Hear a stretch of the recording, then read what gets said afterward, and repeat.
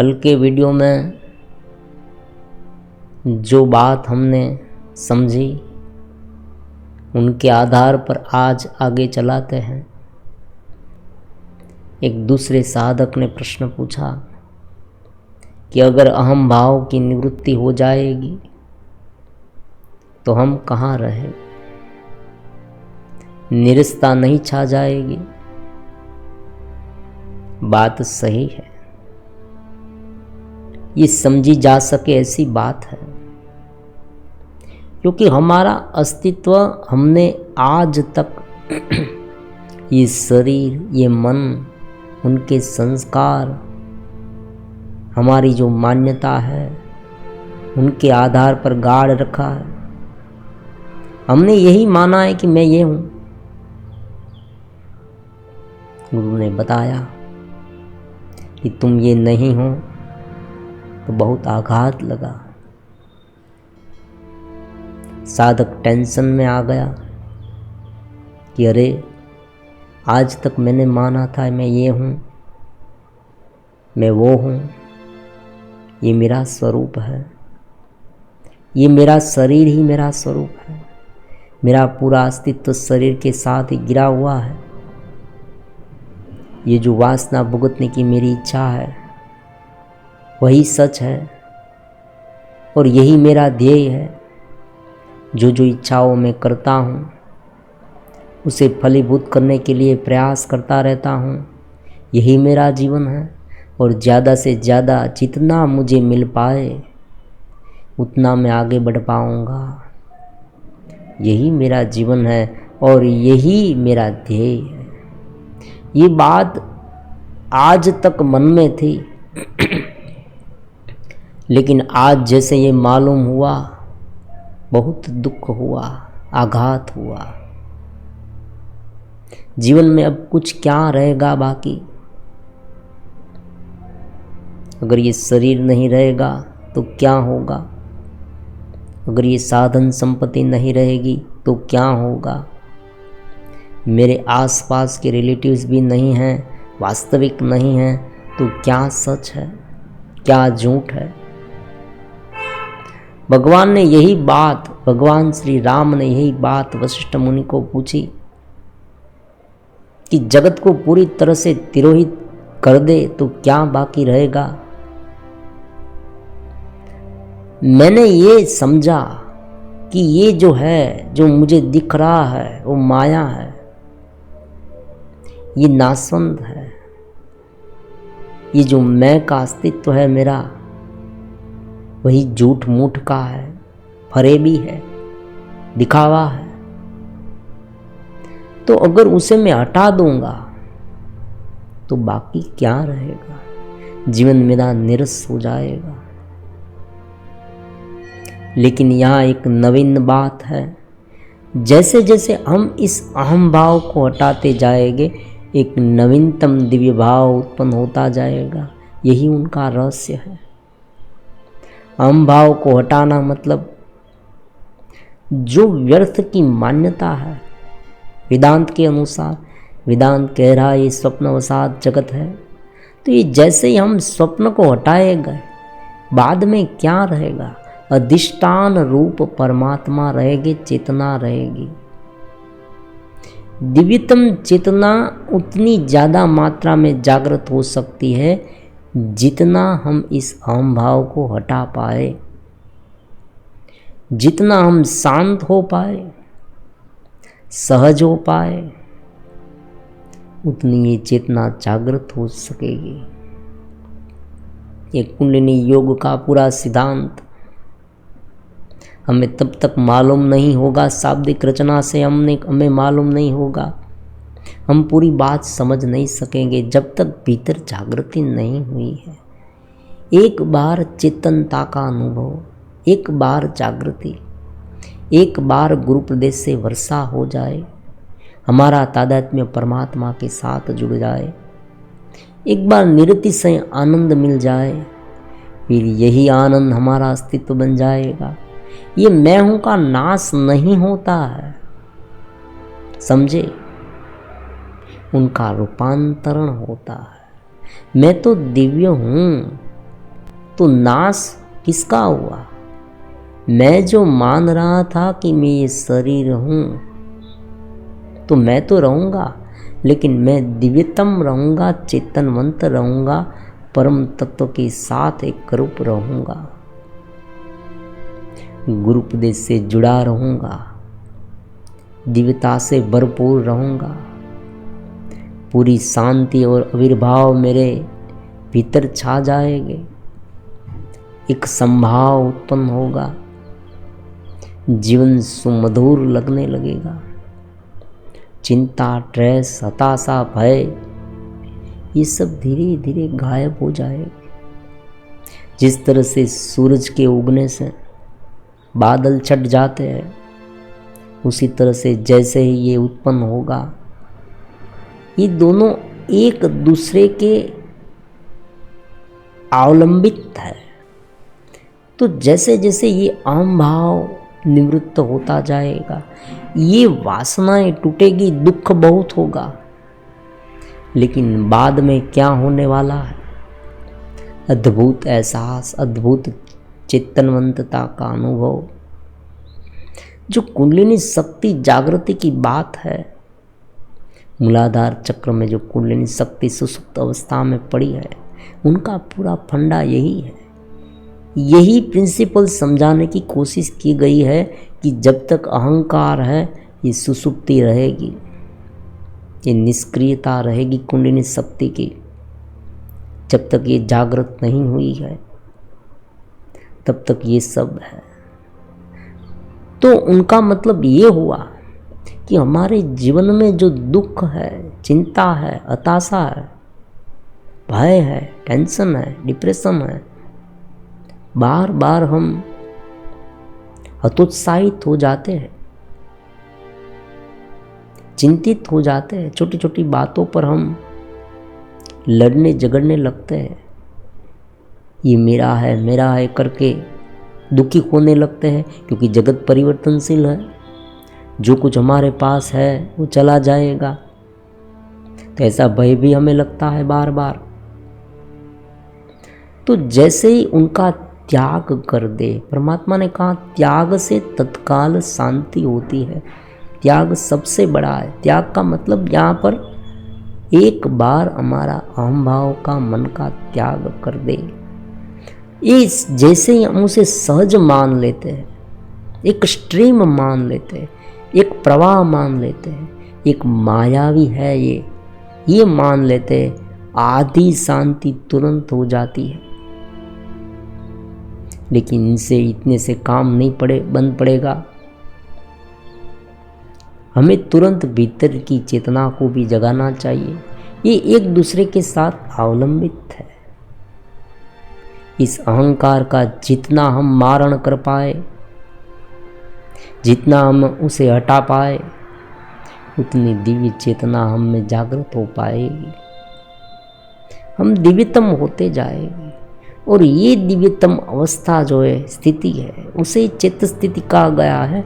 और यहाँ निराशा नहीं रहेगी। क्यों नहीं रहेगी? क्योंकि हम तो शाश्वत है। परमात्मा ने दोनों बात बताई भगवद गीता के दूसरे अध्याय में।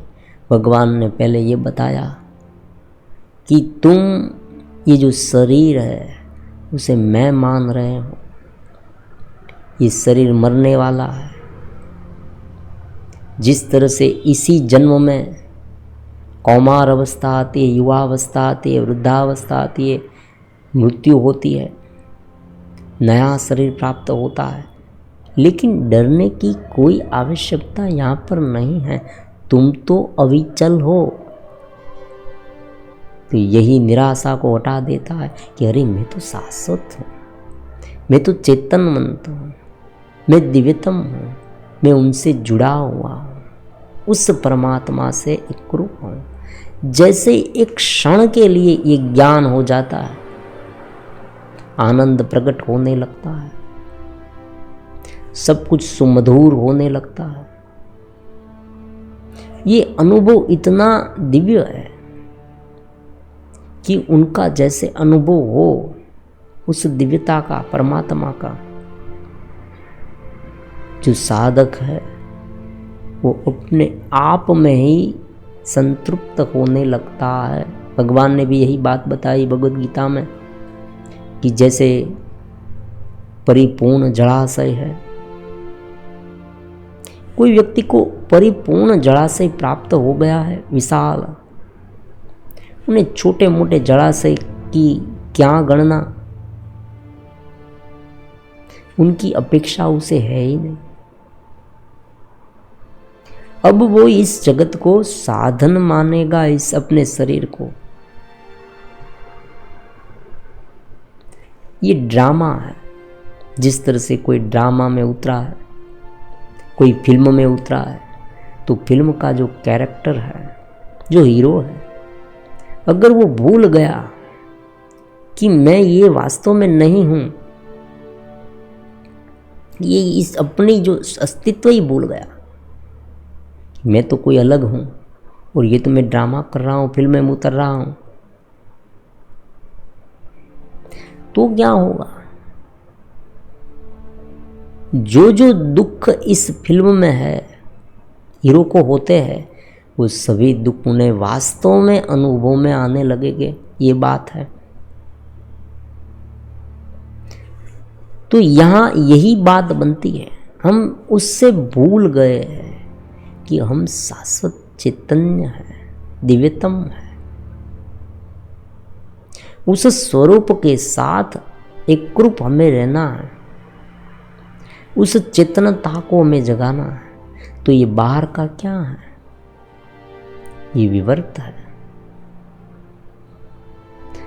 तत्व ज्ञान से यही बात समझ में आती है, और एक बार समझ ली फिर उसे अनुभव में लाने के लिए जैसे जैसे साधक गुरुपदेश से जुड़ता है, अपने आप को भीतर उतारने की कोशिश करता है, अपने आप को समझने के लिए भीतर जाता है, गहराई में जाता है, वैसे वैसे धीरे धीरे चेतना प्रकट हो जाती है। क्योंकि चेतना प्रकट इसलिए नहीं होती कि मन का घेरा है, अहम भाव का घेरा है। जैसे हम आंखें बंद करें, आप तो सभी लोगों को ये अनुभव होगा, बहुत सारे साधक को ये अनुभव सामान्य है। आंखें बंद करें और सोच का घेरा धीरे धीरे आने लगता है। तो ये मन के स्तर पर है, ऐसी बात अगर हम समझ ले और उसे देखने लगे, उनको साक्षी भाव से देखें, या हमारे अस्तित्व को देखो। दो प्रकार के उपाय है। एक उपाय में क्या है, इस साक्षी भाव से हम सब देखें तो धीरे धीरे हमारी जो चैतन्य शक्ति है वो उसे मिलनी बंद हो जाएगी, इसे मन को, मन के विचारों को, तो धीरे धीरे मन शांत हो जाएगा, अपने आप शांत होगा। और दूसरी पद्धति है, मन को ही उनमें समर्पित कर दे, अपने आप को उनमें समर्पित कर दे, तो भी ये शांत हो जाएगी। जो भी हमें अनुकूल आए, कोई भी एक पद्धति से हमें उनका मारण करना पड़ेगा। अगर व्यर्थ का अहम भाव जब तक रहेगा और उसे समझने में हम भूल करेंगे, देखो कि यही सच है, और अगर हमने ये मान लिया कि ये सच है, तो चिंता भी इतनी बढ़ेगी। ये अस्तित्व की रमत है और ये सहज है और ये होता रहता है। ये मानकर हमें अपने अस्तित्व में, चेतना में रहने का प्रयास करते रहना, बस यही साधना का मेन फंडा है। तो दोनों ओर से हमें प्रयास करने चाहिए, ज्ञान से उनका मारण और ध्यान से उनका अनुभव। इसलिए इस चैनल में हम बार बार ज्ञान और ध्यान दोनों की बात कर रहे हैं, क्योंकि कभी कभी शाब्दिक ज्ञान बहुत है, लेकिन जब तक अनुभव नहीं हुआ तब तक दृढ़ता स्थापित नहीं होगी। जब तक हम मानसरोवर गए नहीं, मानसरोवर का वर्णन हमने बहुत सुना है, उनकी पूरी बुक्स पढ़ डाली, जो लोग वहां गए हैं उनके बारे में अक्षरशः शाब्दिक चित्र हमारे सामने उसने प्रस्तुत किया। अब तो हमें पता चल गया है कि कौन सी ट्रेन में कहाँ जाना है, कहाँ उतरना है, वहां कैसे पहुंचना है, ये सब कुछ हमें मालूम। फिर भी जो आह्लादकता है, जो शीतलता है, जो दिव्यता का भाव है, जो नैसर्गिक सौंदर्य देखने से अनुभव में आने वाला आनंद है, वो अभी तक हमें अनुभव में नहीं आया, क्योंकि वहां तक हम गए नहीं। तो अहम भाव का नाश हो गया। अब क्या करना है? शांति से बैठे, जो काम हम करते हैं वो करते रहे और अत्यंत दिव्यता से करें। मैं तो चेतना हूँ और उनका एक अंश हूँ, और परमात्मा ने मुझे निमित्त बनाया है। तो निराशा की कोई बात नहीं। वास्तव में निराशा अहम भाव में है, ये मैजिक है, समझने वाली बात है। वहाँ निराशा इसलिए कि हम अपने अस्तित्व को सिकुड़ लेते हैं, हम अपने अस्तित्व को केवल एक घेरे से बांध लेते हैं, तो निराशा होगी, बार बार निराशा होगी, आशा जन्मेगी। हम कुछ करेंगे लेकिन तुरंत भय तो है, चिंता तो है, क्योंकि घेरे से ही घिरे है। मैं कौन? मैं तो इतना हूँ, छोटा सा हूँ, इतना छोटा, तो भय तो मुझे लगेगा। लेकिन जैसे जैसे उसे छोड़े और भीतर की चेतना में कृप हो, और हम ये माने कि भाई ये शरीर है ना, वो मुझे मिला है एक समय के लिए, और ये मेरा वास्तविक अस्तित्व नहीं है। जो कार में मैं बैठा हूँ वो कार मेरे लिए साधन है, एक व्हीकल है जो मुझे एक स्थान से दूसरे स्थान तक पहुंचाने में हेल्प करता है, लेकिन मैं कार नहीं हूं। ये तो बहुत निराशा से दूर होने वाली बात हो गई। अगर कोई व्यक्ति को शरीर के लेवल पर पीड़ा है तो बेशक उसे पीड़ा का अनुभव होगा, क्योंकि जब तक हम शरीर में हैं, इस जगत के साथ है, तब तक जगत की छोटी छोटी आफतों की असर, इफेक्ट हम पर होगी। बहुत सामान्य बात है। चारों ओर गर्मी है तो जो बैठा है उसे गर्मी लगेगी, शरीर को दाह लगेगा। शरीर अग्नि में रख देंगे तो हाथ जल जाएगा, ये तो होगा ही।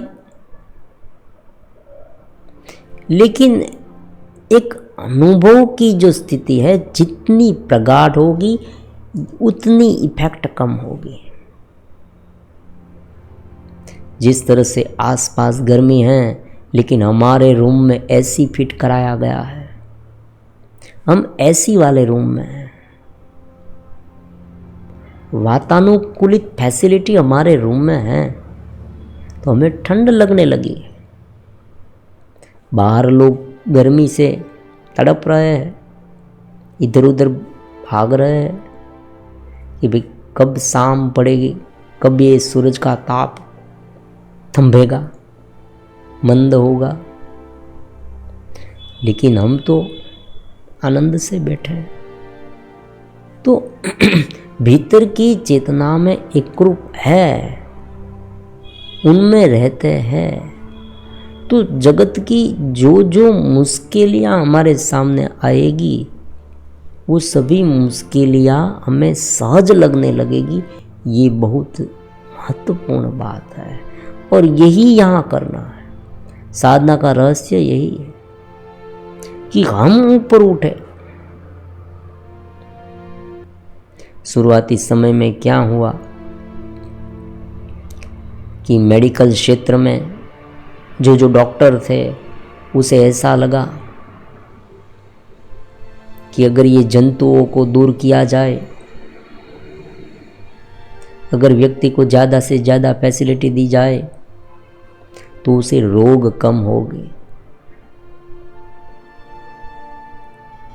मान लीजिए कि हमारा जीवन इतना फैसिलिटी पूर्ण बनाया जाए कि हमें सब कुछ बैठे बैठे मिल जाए, खाना भी बैठे बैठे मिल जाए और एकदम स्वच्छ मिल जाए, शुद्ध मिल जाए, शुद्ध पानी, शुद्ध खाना, सब कुछ शुद्ध। लेकिन एक और हाँ, पौष्टिक भी।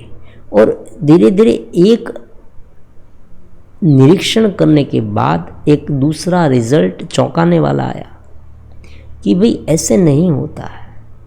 ये सब हम अगर किसी व्यक्ति को दे दे फिर भी वो व्यक्ति धीरे धीरे निर्बल होता जाएगा, बैठे बैठे व्यक्ति निर्बल हो जाए। जो बहुत काम कर रहा है, जो हार्डवर्क कर रहा है, उनकी रोग प्रतिकारक शक्ति ज़्यादा है कि हमारे अस्तित्व को, हमारी शक्ति को, हमारे अपनी स्थिति को ऊपर उठा दे। हमारी रोग प्रतिकारक शक्ति अगर बढ़ जाए तो बाहर का जो है वो जैसा था वैसे रखे, फिर भी हम तंदुरुस्त रह सकते हैं। हमें बहुत बार ऐसा हम देखते भी हैं कि कोई कोई लोग कितनी फैसिलिटी में जीवन जीते फिर भी बीमार रहते हैं, और कोई व्यक्ति है जो बिल्कुल ऐसे वातावरण में जीवन जी रहे हैं, सुबह से लेकर शाम तक हार्ड वर्क कर रहे हैं, मजदूरी कर रहे हैं, वो तंदुरुस्त लगते हैं, उनमें शक्ति भी ज़्यादा दिखती है। तो कहने का मतलब यहाँ पर इतना ही है कि अगर हमारे भीतर रोग प्रतिकारक शक्ति मतलब आत्मा, जो हमारी अपनी चेतना है, वो जागृत हो जाए तो बाह्य जगत में आप इतना सब इम्प्रूवमेंट ना लाए, तब्दीली ना लाए, फिर भी हम आनंद से रह सकते हैं। व्यक्ति एक बार भीतर से संतृप्त होने लगे, तृप्ति का भाव उसे होने लगे, क्षण क्षण में आनंद अनुभव में आने लगे, दिव्य चैतन्यता का, फिर जो बाह्य क्रियाकलाप है वो एक सहज रूप से कर पाएगा। उन्हें ये मन ही मन डर नहीं रहेगा कि अगर इसमें से कुछ कटौती हुई, कुछ कमी हुई तो मैं दुखी हो जाऊंगा। क्यों? क्योंकि उनका सुख का आधार, आनंद का आधार बाह्य स्थिति नहीं है, उनका आनंद का आधार भीतरीय चेतना है, और वो चेतना तो वो स्वयं है। तो उनका मतलब ये हुआ कि अहम भाव का नाश निराशा नहीं है, अहम भाव का नाश दिव्यता है, पूर्णता है, चेतनवंतता है, पूर्ण उत्साह है। ऐसे बहुत सारे महापुरुष ने हमने देखा है, पढ़ा भी है, सुना है कि वो लोग नित्य चेतनवंत रहते हैं, दिव्यतम उत्साह से भरे रहते हैं। उनके जीवन में कठिनाइयां बहुत आई, फिर भी वो अपने आप में संतृप्त रहते हैं, परिपूर्ण भाव से लथबथ रहते हैं। ये जो बाह्य स्थिति है वो उनको विचलित नहीं कर पाई।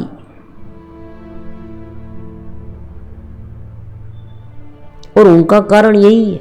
त्याग का क्या मतलब है? त्याग का मतलब है पसंदगी। हम उस चीज को पसंद करते हैं जो ज्यादा मूल्यवान है। अगर हमने ये समझ लिया कि जगत की जो केवल मान्यता है, जो वस्तुएं हैं,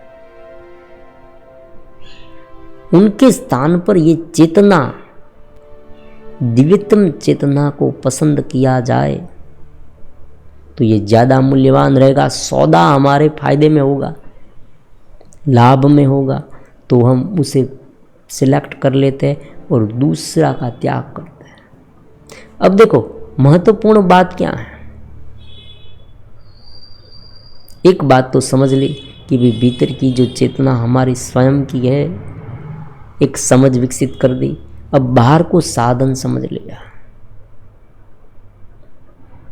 मन भी साधन है, बुद्धि भी साधन है, शरीर भी साधन है। तो जब तक ये घेरा रहेगा हम ठीक तरह से उन्हें ऑपरेट करते रहेंगे।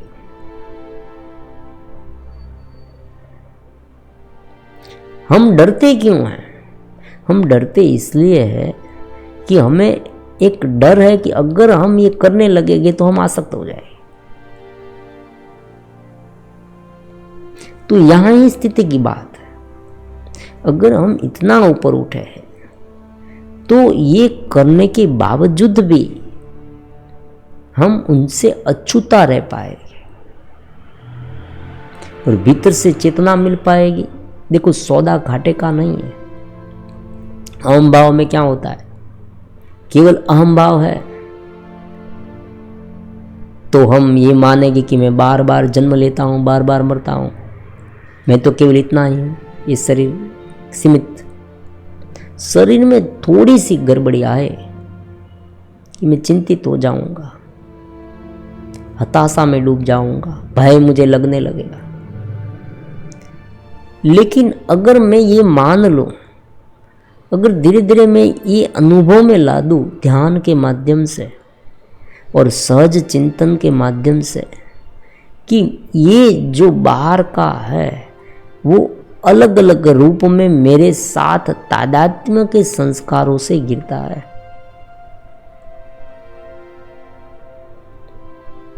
जैसे आज कोई व्यक्ति ने मुझे कहा कि ये मकान आपका है, कल वो कहेगा कि ये मकान तुम्हारा नहीं, ये मेरा है और ये तुम्हारा है। तो इस तरह से ये अदला बदली होती रहती है। ये जो मकान हमारा है वो किराए पर है, ये मकान हमारा परमानेंट नहीं है। और फिर भी हमें उसमें रहना तो है, और रहते हैं तो तुरंत हमें जो तकलीफ होती है उनका कटौती करके, उनको घटाने के लिए, समझे, काम क्यों करना पड़ता है, उनका ये उत्तर है। तत्काल हमें ये दिया गया है, ये कमरा भले किराए पर हो, हमारा मालिक, हम उनका मालिक नहीं है, ऑनरशिप हमारी नहीं है, फिर भी ये आज तो हमें दिया गया है।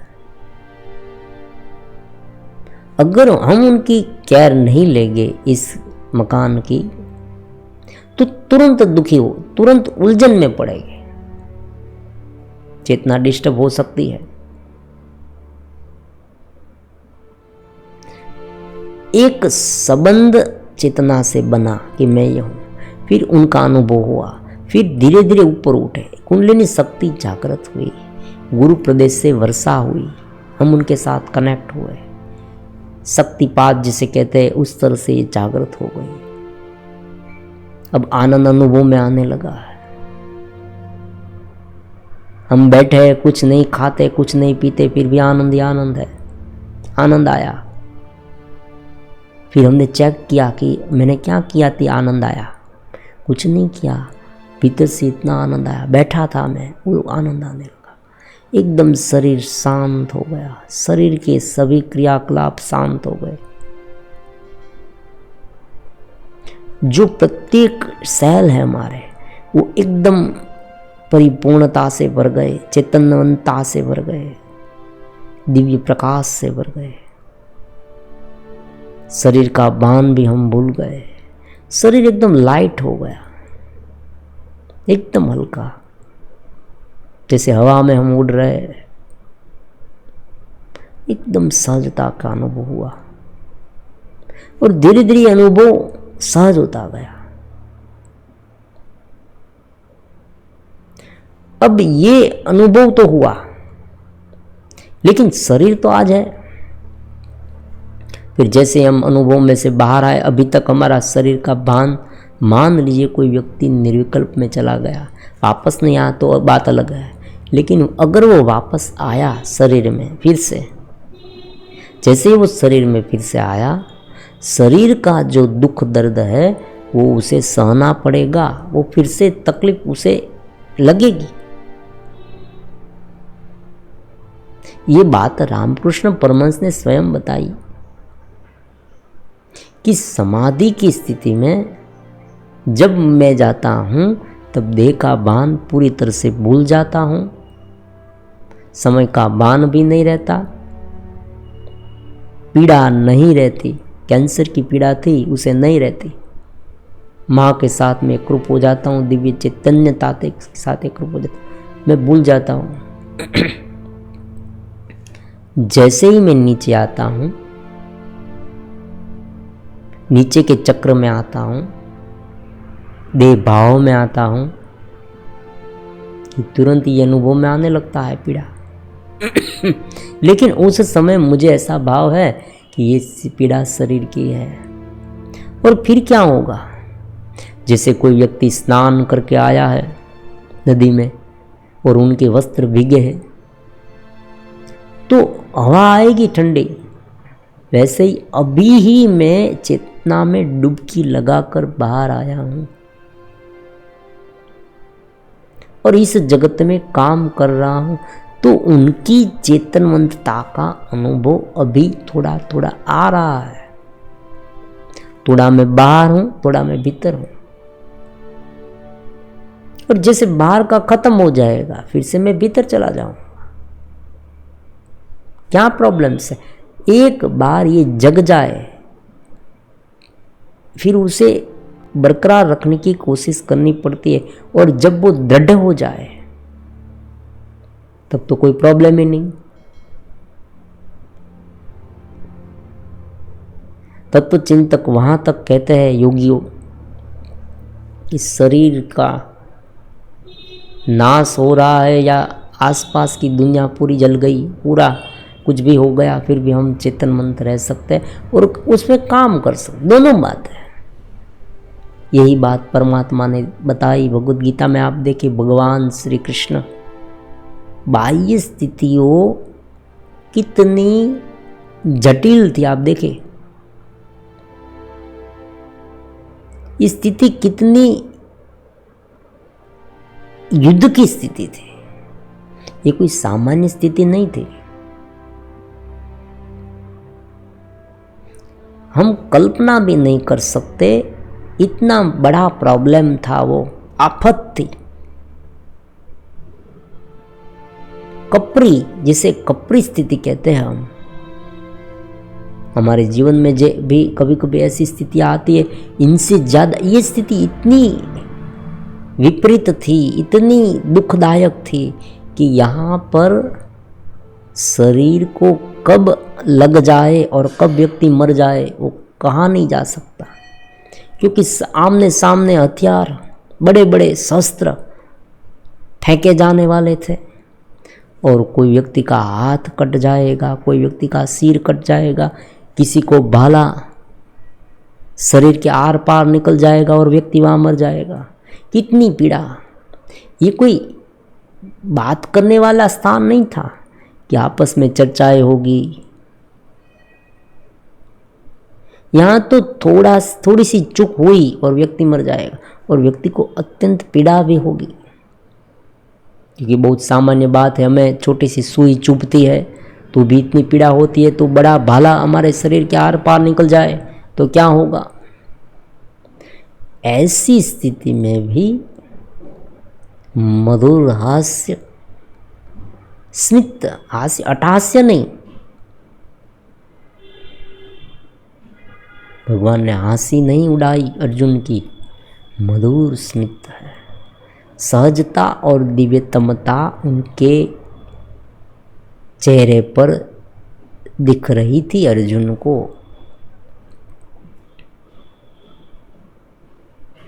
तो ये हताशा नहीं हुई, अहम भाव का नाश, मतलब हताशा का हताश हो जाना, निराश हो जाना, ये नहीं, बल्कि उनसे उल्टा है, चेतनवंत होकर पूर्ण उत्साह से कार्य में जुट जाना।